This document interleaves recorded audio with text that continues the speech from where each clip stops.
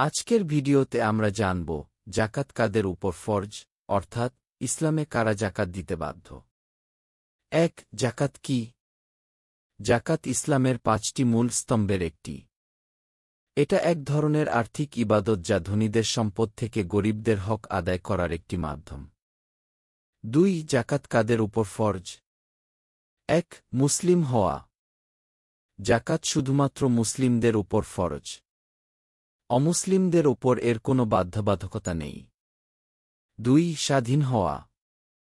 যে ব্যক্তি দাস বা কৃতদাস, তার উপর জাকাত ফরজ নয়।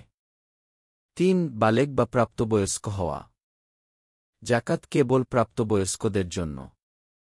শিশুর সম্পদে জাকাত ফরজ নয়, যদিও অভিভাবক চাইলে আদায় করতে পারেন। ৪. নিসাব পরিমাণ সম্পদ থাকা।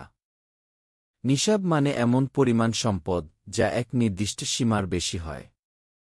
যেমন ৮৭৪৮ গ্রাম সোনা বা ৬১২৩৬ গ্রাম রূপা, অথবা এই মূল্যের সমপরিমাণ টাকা বা মালপত্র। ৫. বছর পূর্ণ হওয়া। এই নিসাব পরিমাণ সম্পদ কারো কাছে এক পূর্ণ হিজরি বছর থাকলে তখন তার উপর জাকাত ফরজ হয়। ৬. ঋণমুক্ত হওয়া। যদি কারো দেনা থাকে এবং তা নিসাব কমিয়ে দেয়, তবে জাকাত ফরজ হবে না।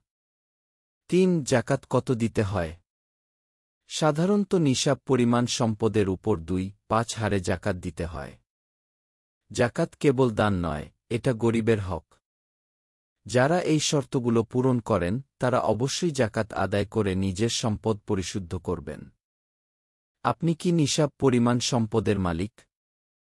যদি হ্যাঁ, তাহলে চলুন জাকাত আদায় করে দুনিয়া ও আখেরাতের কল্যাণ অর্জন করি।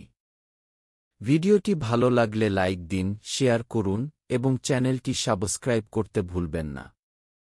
আসসালামু আলাইকুম ওয়া রাহমাতুল্লাহ।